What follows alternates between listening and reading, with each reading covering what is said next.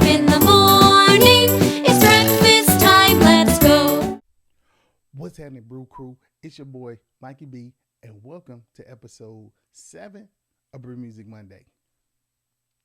Brew Crew, I'm going to do just like I did last week. We're going to jump into the brew first. We're going to talk about some topics. We're going to jump into the song for the week, and then that's going to be it. I really don't have much as far as like things that are coming up, right?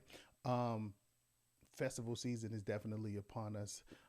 So I didn't attend the craft beer festival for Atlanta, and I heard everybody had a good time though. So that's really the only thing that matters, is that everybody that showed up had a good time. They showed out. Hey, and shout out to Atlanta, right? Shout out to the Craft Brewers Guild as well. The Georgia Craft Brewers, bro, I cannot get that shit right for nothing. The Georgia Craft Brewers Guild. And I still say that wrong, but I'm not finna try it again. Fuck it. Hey, like I said, let's go ahead and jump into our beer for the week. Now, shout out to Pontoon. Over the weekend, they had the Smiggles Fest. And Smiggles is one of the award-winning beers that Pontoon had created. And this year they decided, hey, let's do a festival and let's bring in collaborations with other breweries across the nation. And let's do some fun stuff. Unfortunately, I didn't get a chance to visit that either. It's just a busy Saturday for me personally outside of beer. So wasn't able to do some of the things that I normally would have been a part of. Smiggles Fest, Atlanta Beer Festival as well. Like I would have been at those things, but life, right? Being an adult and a dad and a husband. So, but shout out to Pontoon. I still got my hands on one of the beers. Well, actually all of them, but I'm going to preview this one for today. And here we have Breakfast Smiggles. And Breakfast Smiggles, this can art is pretty funny.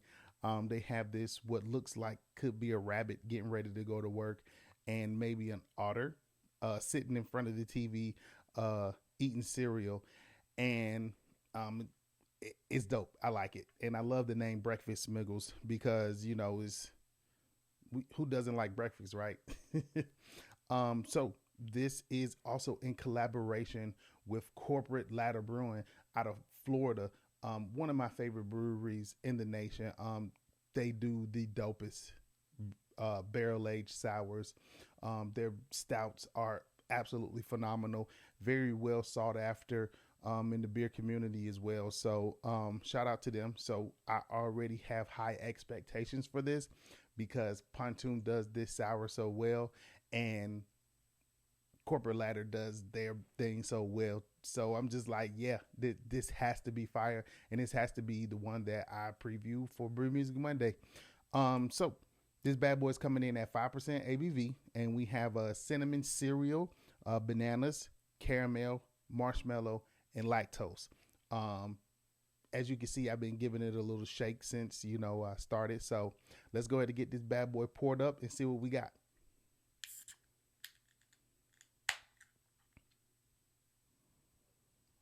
And my other glass was dirty and it's crunch time. So I was like, I'm just going to pick another one. So here we go.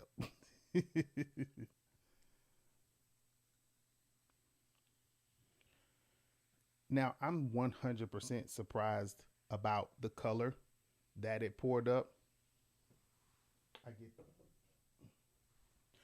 I get that cinnamon aroma on the nose. It's very potent.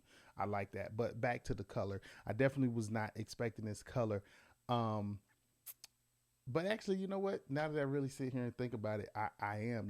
It has the banana puree and marshmallow as well. So I kind of should have figured that it would be this color. But let's go ahead and get this bad boy a try.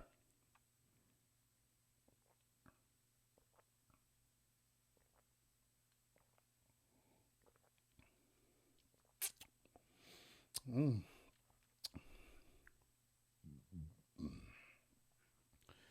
And for my podcast listeners, please forgive me for the burps. This microphone picks up everything. But this is definitely a first for me. Um, Cinnamon forward like crazy, banana all the way throughout the sip. Slight hints of that maple syrup on the back end, that marshmallow on the back end as well. Well, no, I kind of get that marshmallow throughout the entire sip too. It's very thin. It that banana. Oh, there you go. I was waiting for that banana to come through. The banana is in here as well. This is good. I cannot lie. If you're a fan of banana cinnamon, you will like this. And I'm a big fan of bananas and cinnamon. So this is at the top of the list for me when it comes for sours. I I enjoy this. And at 5%, the whole can can be drinking. I can still go about the rest of my day, right? Pontoon, corporate ladder, great job. Pontoon, great job on the Smiggles Fest on Saturday. I heard it was absolutely phenomenal. So hope to be there next year. And I hope y'all, just continue to do these dope collaborations with other breweries, spinning off your own brand, which is the Smiggles. So congrats and cheers.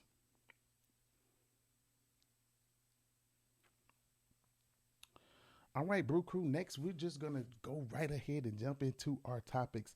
So, the first topic of the day is, why is Joe Biden running again for president? I think he's going to be like 84, 85 by the time the election comes around. Man, that's old as shit. But it's a blessing definitely to see that age, and then just to still be able to be coherent and understand what the hell is going on around the world. Is he the best candidate? Probably not. We got some new people on the ballot this upcoming election that I'm kind of excited to see, what they're about. I don't follow everybody from every single state that they represent, but I've been hearing good things about a few others, and I've been seeing some good things about a few others as well. Here at Party of Two Brew Crew, we don't like to hone in on politics as much. I really like to just stick to the beer, but sometimes it's necessary, and definitely the president of the United States is necessary to talk about. Now, while a lot of people think that Joe Biden hasn't done anything, um, I beg to differ. Is he the best? No way. Is anybody ever gonna be the best? Like, let's talk about the presidency for a second, because, like, who can you honestly just sit up here and say that everybody worldwide liked them as a president? Who's the last one? I can't think of the last person that everybody was just like, that's a gem. He's a gem. Like, everybody loves him. Everybody's with what he stands for and what he's trying to bring to the nation, and the rest of our allies across the world. There hasn't been one, not in my lifetime, and not that I can remember. So, Brooker, I definitely want to hear your thoughts on this. Who do you think should run for president, or who do you think can really like engulf us as a nation, is like just to get them to that likability, and just what they stand for and what they're trying to bring to our nation. I can't think of anybody, but if y'all have any people, like, let's talk about it. Now we gotta. I'm not gonna pour it out, but we gotta pour one out for our boy Jerry Springer, man. Over the past this past couple of days, we found out Jerry Springer passed away, and it definitely is a shock to everyone. But I'm specifically speaking about the black community, right? Because we remember as kids growing up, getting off the bus, going home, sitting at the table, doing our homework, and what was on? Jerry Springer, right? And then Jerry Springer went to late night, but let's just talk about what he was. He was very problematic, man. Like, but he brought the problematic people, and he aided in them being problematic. So that makes him problematic, right? But it's Jerry Springer. We love the fights. We love the chants. When they had the little people on there, it was always funny to us. He did not discriminate, though. That's the one thing that we could definitely say about Jerry. He did not discriminate. Any race, any age, uh, everybody could come on Jerry Springer and get it in and tell their story. And, you know, I'm sure he's done a lot of good for the communities and stuff over his time, but I can only speak on the Jerry Springer show and the fights. And that's what excited me as a kid. Don't ask why. Was I violent? No. I wasn't a violent kid, but I did like to watch Jerry Springer. I mean, in Dragon Ball Z and stuff like that too. So it's just one of those things that you just kind of had to roll with it, especially if your parents watched it. It was really nothing that you could do. You're not going to tell your mom to change the channel, right? But we definitely gonna pour one up for Jerry Springer. Rest in peace, uh, icon in the talk show realm. Anybody that wants to do a talk show, anybody that wants to do any type of show, would 100% want the type of success that Jerry Springer had. So, hats off to you. Cheers, and rest in peace. So our boy Lamar Jackson finally got paid, right? I think it was like 185 million guaranteed, 250 million, something like that, 250 something, um, for the contract that him and his mother get to take part of. Since he doesn't have an agent, his mother gets that $7.8 million. Imagine handing your mom a check for $7.8 million. Like, I want to be able to do that one day. I want to give my mom a check for $7.8 million. Shit, I want to give my mom a check for $1 million, $100,000. Fuck that. I don't live a lavish lifestyle where $100,000 is nothing to me. Like $100,000 would change my life significantly. We won't have to work as hard, and we won't have to, just worry about anything. Honestly, I mean, right now we're definitely comfortable, but with $100,000 or $1 million or $7.8 million, I've become a brand new person. I still do party at two Brew Crew. I promise you I will, but it'll be from a remote island, and I'll, be flying in the brewers to brew it right there in front of me on my island. I do some stupid shit like that. I think that's why God did not make me a millionaire, like or come from money, because I would do stupid shit like that, like, or maybe I wouldn't. I don't know. But Lamar Jackson, congrats, man. Being able to provide for yourself like that and then provide for your family as well is always commendable. Always. Like, there's never a time where you can't commend somebody for um, stepping up for their family and themselves. Now let's just get that stuff done on the field. You know what I'm saying? Like the Ravens, they got OBJ, and they got a few others as well in the draft. So I mean, I'm ready for the season, man. This season is gonna be great. This season is definitely gonna be great.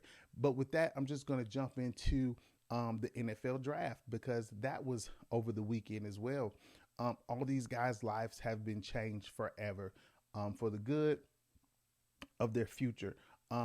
Here, the Atlanta Falcons, we drafted B. John Robertson, running back from Texas. I did not like the pick, but I do like the person, if that makes sense, right? I would rather for us had gotten our guy, Jalen, and we didn't. But hey, it is what it is, because we picked up a few defensive players, because that's what we need. We need defensive players. But also with this new addition to running back, I mean, we run the ball down your throat. B. John is a stud. Like, he's a fucking stud. And I'm excited to see him in a Falcons uniform running the ball down these motherfuckers' throats. I'm super excited for that. And shout out to everybody that got drafted. And I mean, it's a special time, man. Regardless if we like the shit or not, the one thing that we have to realize is that these guys are going to the NFL. Like, doesn't matter what the fuck we like or don't like. These guys are in the NFL. They're going to sign these contracts within the next day or two. Bijan, I think he already signed his contract. Like, he got drafted on Thursday. Friday, he was here in Atlanta, up at Flowery Branch, meeting with all the big wigs, and taking pictures and shit, and having his Bijan mustard at the facility. Like, come on, man. Like, how can you not like shit like that? And I love seeing this stuff for these guys, man. They work hard, and they definitely have the talent and they're being rewarded by getting drafted to the NFL. So shout out to y'all, man. And I'm excited for the season. I'm ready for football season. I promise you I am.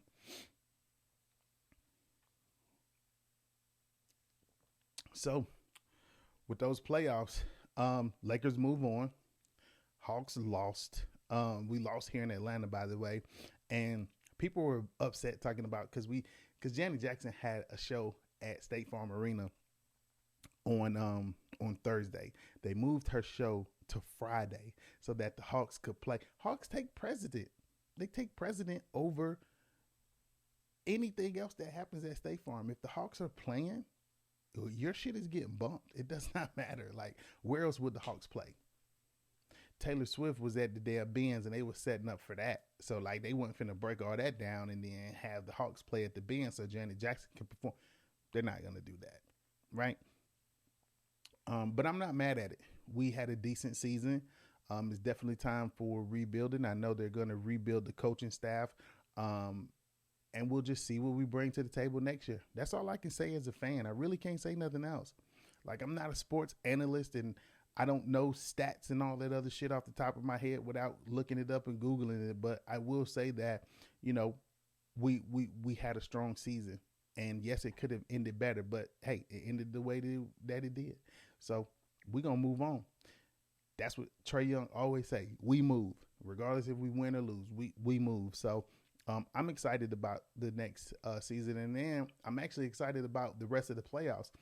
I personally want to see LeBron win another ring. That's going to continuously solidify his legacy. Not that he needs it, but it will. You know, and the haters and the naysayers can say whatever they want, but I definitely want to see them take it all the way, especially with the season they had, man. They had a really, really rough season and then had to do the play-in game and won that, and now they out of round one going to the semi Western Conference Finals. So it's gonna be exciting, and I'm ready to see this pop off. And the who is it, Sacramento and the Warriors? Oh man, they got Game 7 tonight, and yes, I'm recording this on Sunday, so I won't be able to tell you if they won or not until next week. But they pushed the Game 7. Sacramento pushed the Game 7. And it's crazy. So we're gonna see who win this game, Game 7 tonight. And yeah. But shout out to the NBA, man, keeping us tuned in and excited for what's to come with the rest of these playoffs.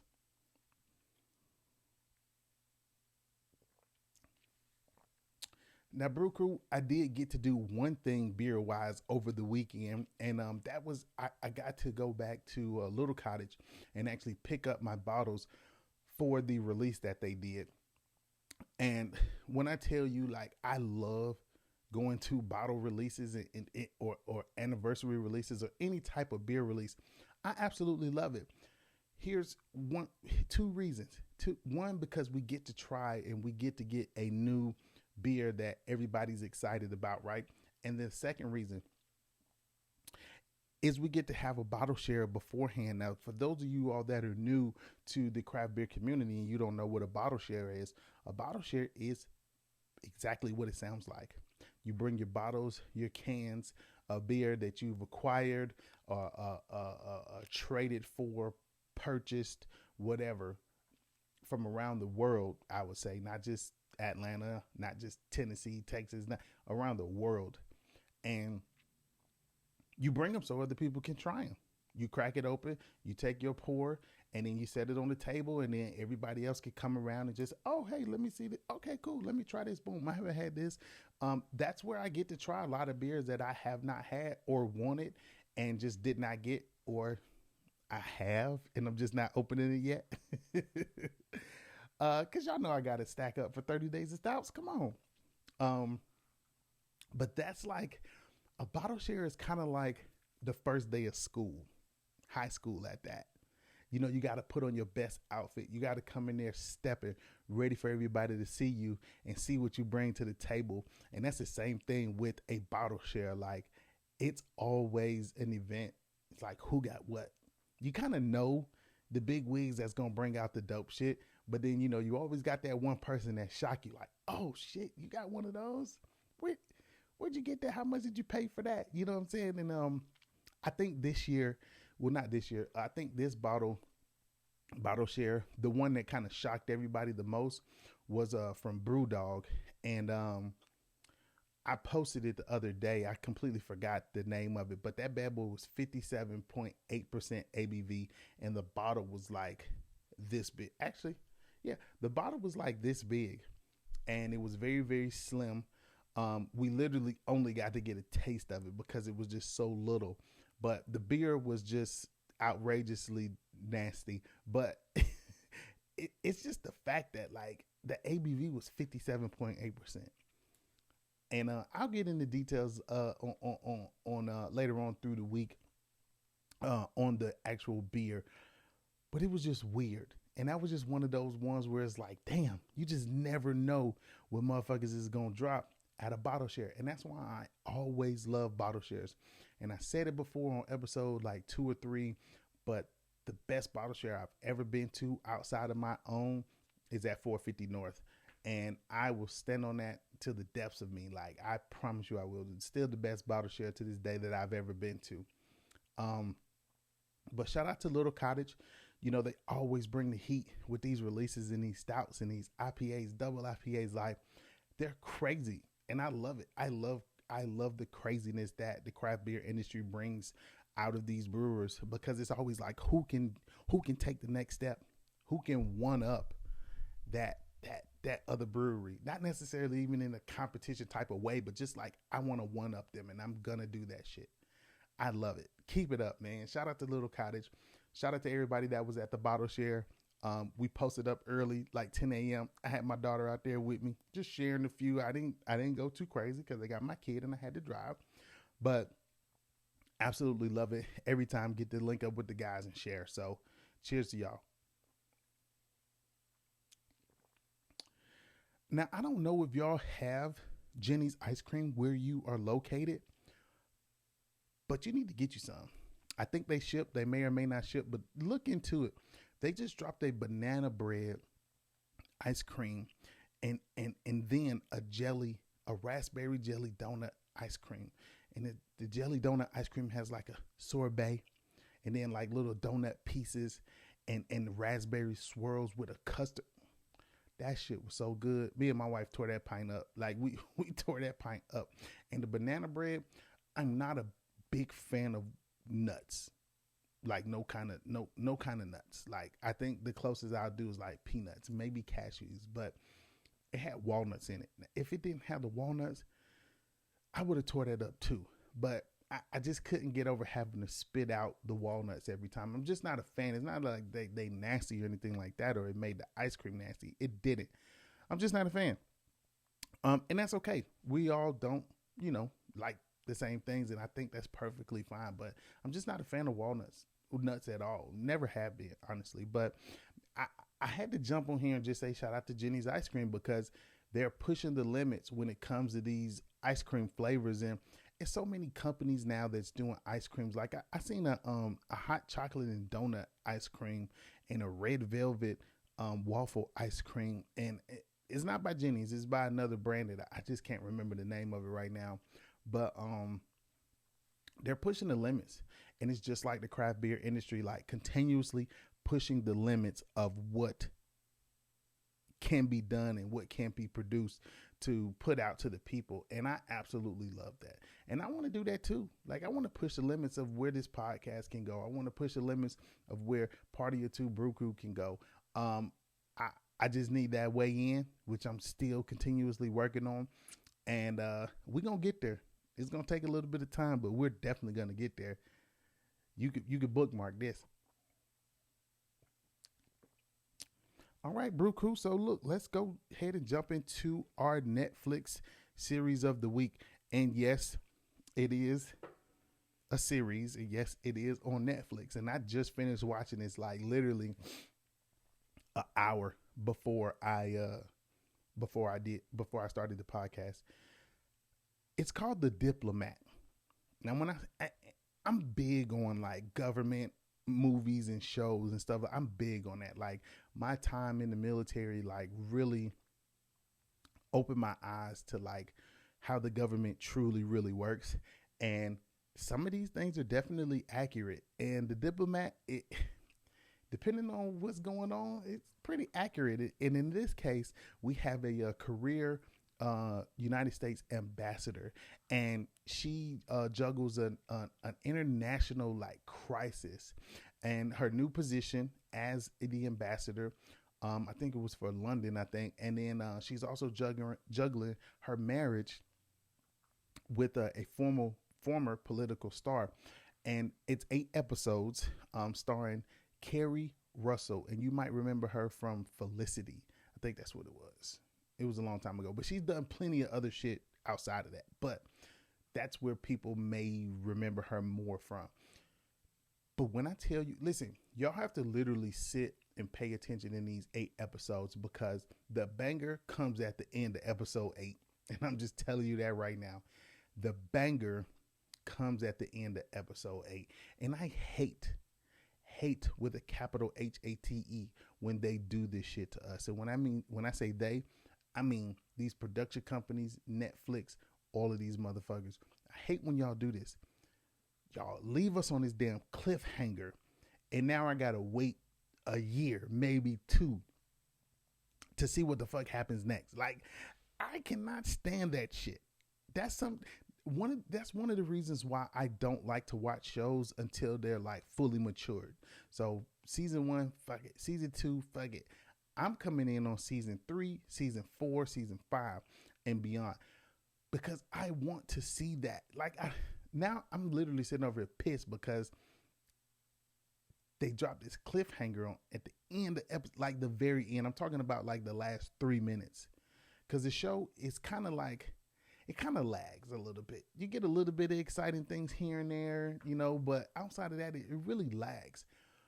But episode 8, it all comes together and it's like, boom. And I'm like, shit. Now I got to wait. Y'all, let me tell you. I really hope I don't have to wait until this time next year to watch season 2. They need to go ahead and stop playing. I hope they already filmed it all and drop that shit in the summertime. Netflix, I need it. But you need to go ahead to Netflix and check out The Diplomat.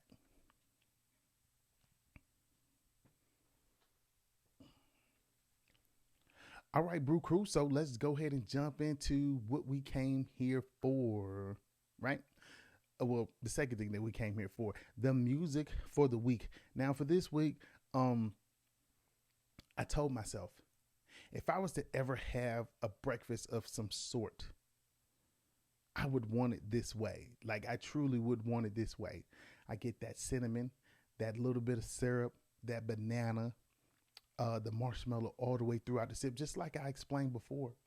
And the song that came to mind as I was drinking this is the Backstreet Boys, I Want It That Way. And that's your Brew Music Monday song of the week. Brew Crew, I want to thank y'all for always tuning in to Brew Music Monday. Unfortunately, I don't have anything for what's next with Mikey B, but I will have something coming up in the next couple of weeks. Actually, you know what? I take it back. I'm going to tell you.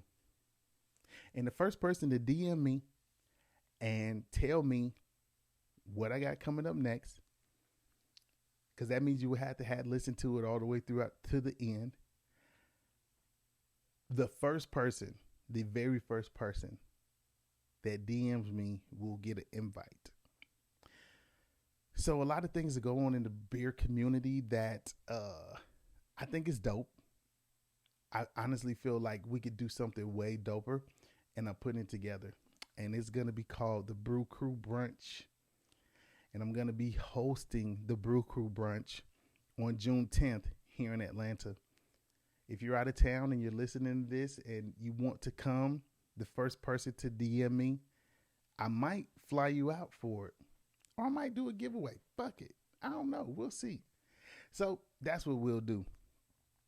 The first 5 people to DM me on my Instagram at Party of 2, the number 2, Brew Crew, and tells me that I that they listen to the podcast or they listen to the YouTube, and I'm having this event. The first 5 people to DM me, you'll be entered to win. Actually, let's do 10.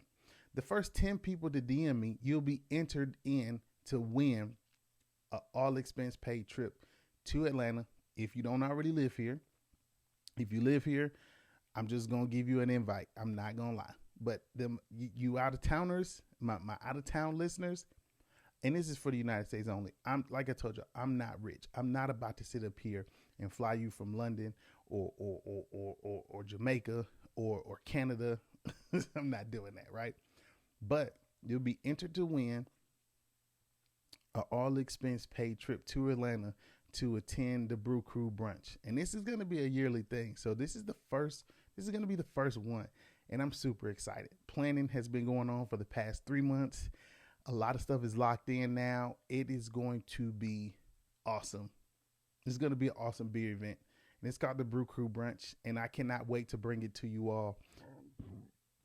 Sorry. And I cannot wait to bring it to you all. Like it's gonna be phenomenal, and I cannot wait.